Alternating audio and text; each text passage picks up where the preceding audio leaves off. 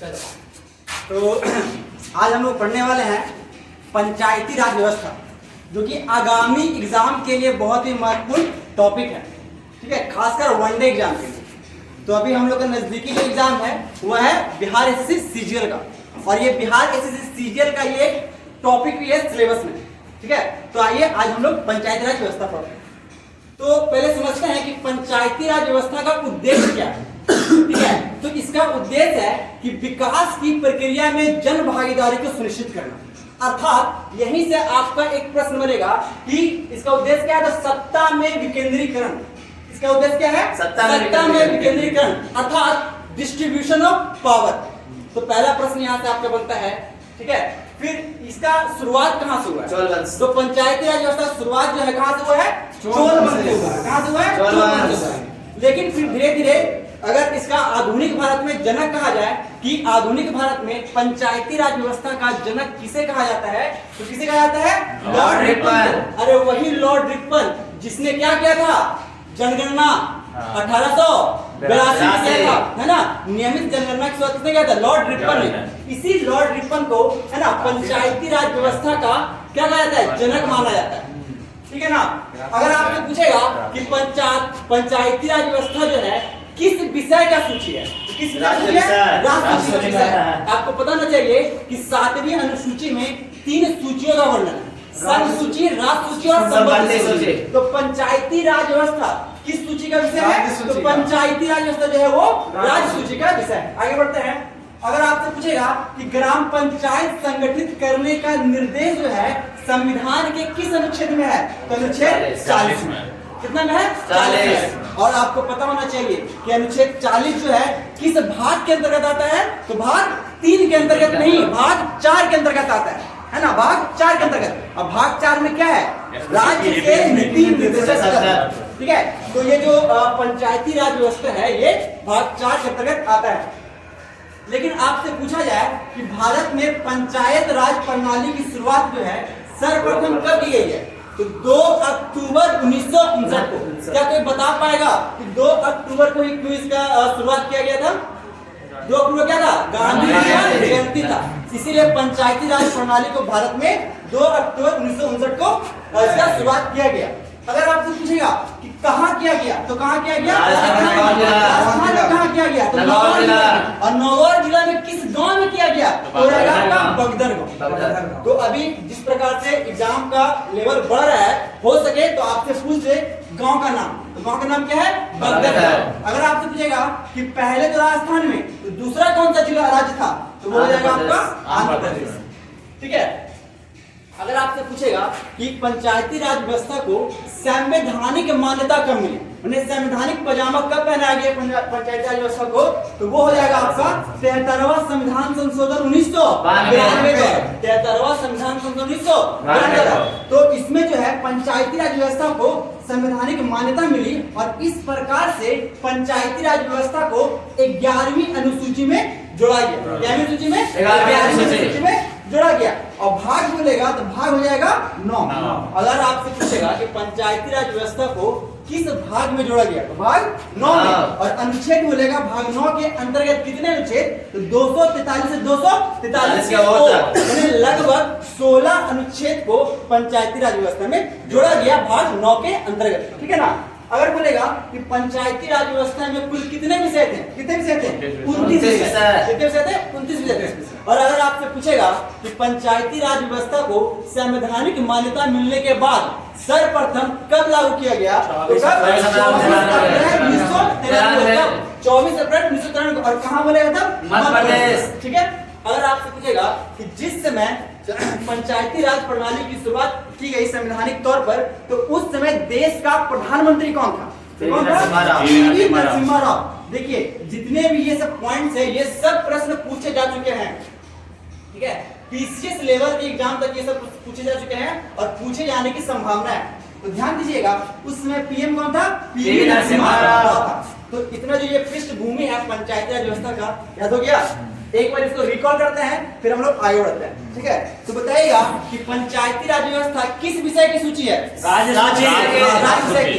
बताएगा पंचायती राज व्यवस्था का उद्देश्य क्या है, सत्ता का विकेंद्रीकरण। ठीक है ना, बताइएगा इसकी शुरुआत कहाँ से हुई है? चोल राजवंश से। और इसका जनक किसे माना जाता है? Lord Ripon. ठीक है ना, बताइएगा कि संविधान में पंचायत गठित करने का निर्देश किस अनुच्छेद में है? अनुच्छेद 40 में। लेकिन पंचायती राज व्यवस्था को संवैधानिक मान्यता कब मिली? 24 अप्रैल 1992 को। कौन सा संशोधन बोलेगा? 1992 को। ठीक है ना, इसीलिए बताएगा कि पंचायत 24 अप्रैल को हम लोग कौन सा दिवस मनाते हैं? पंचायती राज दिवस मनाते हैं। क्यों मनाते हैं ये स्पष्ट होगा। बताएगा कि पंचायती राज दिवस यानी कि 11वीं अनुसूची में कुल कितने विषय हैं? 29 विषय। ठीक है, कहाँ लागू किया गया?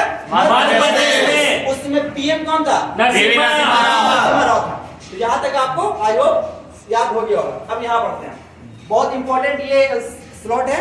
ठीक है, पंचायती राज व्यवस्था से संबंधित महत्वपूर्ण समितियां, ठीक है, तो इन समिति को हम लोग याद करेंगे।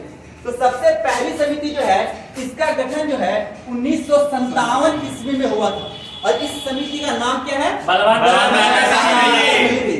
और इस समिति ने 1959 में अपना रिपोर्ट दिया और कहा कि भारत में त्रिस्तरीय पंचायत प्रणाली का गठन होना चाहिए। कौन सा स्तरीय? त्रिस्तरीय। भारत में अभी पंचायती राज प्रणाली कैसी है? त्रिस्तरीय, क्योंकि आगे हम लोग चर्चा करेंगे। ठीक है, तो 1957 में कौन सी समिति आई? बलवंत राय समिति। इसने कैसा प्रणाली दिया? त्रिस्तरीय। ठीक है, फिर 1977 अशोक मेहता समिति, इसने कहा कि भारत में द्विस्तरीय होना चाहिए। कितना स्तरीय? द्विस्तरीय। कब? 1977 में। फिर आते हैं हम लोग 1985 में GV.K. राव समिति। कौन सा? GV.K. राव समिति। कब? 1985 में। तो ये तीनों को रिकॉल करते हैं। सबसे पहला समिति बलवंत राय मेहता समिति 57 के बाद 1977 कौन? अशोक मेहता समिति त्रिस्तरीय। फिर 1985 GV.K. राव समिति। ये प्रतिनिधि के आधार पे इन्होंने पंचायत प्रणाली का ग्रहण करने की बात कही। फिर 1986 में आता है LM समिति। कौन सी समिति? LM समिति। इसने स्थानीय स्वशासन का कॉन्सेप्ट दिया था। और 1988 में आता है आपका थुंगन समिति। कौन सी? थुंगन समिति। तो ये 5 महत्वपूर्ण समितियां संबंधित है पंचायती राज व्यवस्था से, जो कि आपको पूर्ण रूप से याद होना चाहिए। ठीक है, तो एक बार फिर से इसको रिकॉल करते हैं और उसके बाद हम लोग आगे बढ़ते हैं। ठीक है, तो बताइएगा कि पहली समिति कौन सी थी? बलवंत राय मेहता समिति 1957। दूसरी अशोक मेहता समिति 1977। और तीसरी है GV.K. राव समिति 1988। 1986 में 1988 में 1987 1977 1950 86 1988 में हो गया आपका थुंगन समिति। आई होप आपको ये समितियां याद हो गया होगा। ठीक है, अगर आप घटना चक्र के प्रीवियस ईयर का क्वेश्चन देखेंगे तो वहां पे इन समितियों से कई सारे प्रश्न अलग अलग एग्जाम में पूछे गए हैं, तो ये आपको निश्चित तौर पे याद होना चाहिए। ठीक है, आगे बढ़ते हैं। देखिए, पंचायत को भाग 9 में जोड़ा गया है 243 से 243 के लगभग 16 अनुच्छेद को, है ना, पंचायत में जोड़ा गया है। तो 16 तो नहीं, लेकिन उनमें से जो महत्वपूर्ण है, ठीक है, जिस अनुच्छेद से प्रश्न पूछे गए हैं और पूछे जाने की संभावना है, उन अनुच्छेदों को हम यहाँ पे लिखे हैं और उसको याद करेंगे। ठीक है, तो आइए याद करते हैं। 243 से 243 का ओ कुल कितने अनुच्छेद हो गए? लगभग 16 अनुच्छेद हो गए। ठीक है, आइए 243 अनुच्छेद में कहता है पंचायत की परिभाषा। 243 में क्या है? पंचायत की परिभाषा। जबकि 243 के ए में है ग्राम सभा। 243 के ए में क्या है? ग्राम सभा। और 243 के सी में है पंचायतों का गठन। क्या है? पंचायतों का गठन। तो बताएगा 243 में क्या है? परिभाषा। 243 के ए में क्या है? ग्राम सभा। बी छोड़ देंगे। 243 के सी में क्या है? पंचायतों का गठन। पंचायतों का गठन। 3 तक याद हो गया। आगे बढ़ते हैं। 243 के डी में है सीटों का आरक्षण। 243 डी में क्या है? सीटों का आरक्षण। और 243 के ई में है पंचायतों का कार्यकाल। क्या है? पंचायतों का कार्यकाल। कितना होता है जी? 5 साल। कितना होता है? 5 वर्ष होता है। ठीक है ना। और सीटों का अगर आरक्षण देखें तो इसमें महिलाओं को 33% अर्थात 1/3 आरक्षण दिया गया है। तो बताइएगा कि कौन सा ऐसा राज्य है जहां महिलाओं को 50% आरक्षण दिया गया? बिहार का कई अन्य राज्य भी हैं, लेकिन बिहार आपसे पूछ सकता है क्योंकि बिहार एसएससी के एग्जाम आने वाला है। ठीक है, तो आई होप आपको यहाँ का अनुच्छेद याद हो गया होगा। तो फिर से एक बार यहाँ रिकॉल करते हैं, फिर आगे बढ़ते हैं। बताइएगा अनुच्छेद 243 परिभाषा, 243 का ए, ग्राम सभा, 243 का सी, ग्राम सभा का गठन, हाँ 243 का डी, सीटों का आरक्षण, 243 का ई, पंचायत का कार्यकाल, पंचायतों का कार्यकाल 5 वर्ष का होता है। आगे बढ़ते हैं, आगे कहता है 243 का जी में कहता है पंचायतों की शक्तियां और दायित्व। क्या कहता है 243 जी में? पंचायतों की शक्तियां और दायित्व। 243 के जी में और 243 के आई यानी कि नॉर्मल में कहता है वित्तीय स्थिति की समीक्षा के लिए, है ना, वित्त आयोग का गठन। वित्तीय स्थिति की समीक्षा के लिए वित्त आयोग का गठन हो गया आपका 243 के आई में यानी कि झा में। और 243 के में कहता है पंचायतों का चुनाव। पंचायतों का चुनाव। तो बताइएगा पंचायतों का चुनाव कौन करवाता है? राज्य सरकार, राज्य निर्वाचन आयोग। याद रखना है, ठीक है। राज्य निर्वाचन आयोग लोकसभा विधानसभा के चुनाव करवाते हैं केंद्रीय निर्वाचन आयोग, जबकि पंचायतों का चुनाव जो है राज्य निर्वाचन आयोग करवाता है। आई होप यहाँ तक क्लियर होगा। क्लियर है, चलिए आगे बढ़ते हैं। अगला हम लोग का पॉइंट है, देखेंगे कि पंचायतों का संरचना, पंचायत बनते कैसे हैं। ठीक है, तो आपको पता होगा बहुत ही इंपॉर्टेंट क्वेश्चन है कि अगर आपसे पूछेगा कि भारत में पंचायतों का गठन किस समिति के आधार पर है, तो बलवान समिति। और इसने कौन सा कॉन्सेप्ट दिया था? त्रिस्तरीय। ठीक है, तो हमारे यहाँ पंचायत का सबसे निम्न स्तर जो है उसको बोलते हैं ग्राम पंचायत। बोलते हैं ग्राम पंचायत। और ग्राम पंचायत का जो अध्यक्ष है, जो प्रमुख होता है, उसको बोलते हैं ग्राम सेवक। ग्राम सेवक। दूसरा स्तर हो गया आपका पंचायत समिति। कौन सा? पंचायत समिति। पंचायत समिति का कहने का मतलब है ब्लॉक। ब्लॉक होता है तो ब्लॉक का जो होता है प्रमुख कौन होता है? ब्लॉक प्रमुख होता है, वीडियो होता है। ठीक है, जो कि एग्जाम के माध्यम से क्वालिफाई करके जाता है। ठीक है, 2-3 चीज होती है, एक होता है इलेक्शन, एक होता है सिलेक्शन और एक होता है अपॉइंटमेंट यानी कि नियुक्त करना। तो अगर आप बता पाएंगे कि ग्राम सेवक जो है किस माध्यम से? इलेक्शन के माध्यम से, जबकि पंचायत समिति सिलेक्शन एग्जाम देता है बीपीएससी का और उसको क्वालिफाई करके वहां पे जाता है। ठीक है, उसी प्रकार से त्रिस्तरीय में जो सबसे उच्च होता है वो कौन होता है? जिला परिषद। इसका जो प्रमुख है जिला पंचायत अधिकारी है। ठीक है, अगर और इसमें थोड़ा डीप जाए तो ग्राम पंचायत में कार्यपालिका और विधायिका होती है। ठीक है, तो कार्यपालिका में आपका सबसे क्या हो गया? वार्ड मेंबर हो गया यानी कि वार्ड पार्षद। फिर कौन होता है? मुखिया, जिसको प्रधान बोलते हैं। विधायिका में पंच हो गया, फिर सरपंच हो गया। इस प्रकार से पूरी प्रणाली चलती है। कुछ इंपॉर्टेंट फैक्ट्स है, उनको हम लोग देखते हैं। महिलाओं के लिए ग्राम पंचायत में कितनी आरक्षण है? 33% या 1/3। ठीक है, चुनाव के लिए ग्राम पंचायत के चुनाव के लिए न्यूनतम आयु कितनी चाहिए? 21 वर्ष। यहाँ पे लोग हमेशा 25 वर्ष मान लेता है क्योंकि दिमाग में आपको वो लोकसभा चलते रहता है, लेकिन अगर ग्राम पंचायत की न्यूनतम उम्र कही जाए तो कितनी होती है? 21 वर्ष। ये आपको ध्यान देना है। ठीक है, निर्वाचन कौन करवाता है? तो राज्य निर्वाचन आयोग। ये भी आपको ध्यान देना है। अगला पॉइंट देखते हैं, कहता है विघटन के बाद पुनः निर्वाचन की आवश्यकता 6 माह से पहले। ये राज्य निर्वाचन आयोग का दायित्व है कि अगर ग्राम पंचायत अपने कार्यकाल के पहले ही विघटित हो जाता है तो 6 माह से पहले उसको चुनाव करवाना होता है। ठीक है, बिहार में जो है महिलाओं को 50% आरक्षण। ठीक है, इसको याद रखना है। ठीक है, अरुणाचल प्रदेश में जो है अनुसूचित जाति को आरक्षण नहीं है क्योंकि वहां पे 2011 की जनगणना के अनुसार अनुसूचित जाति के लोग नहीं पाए जाते।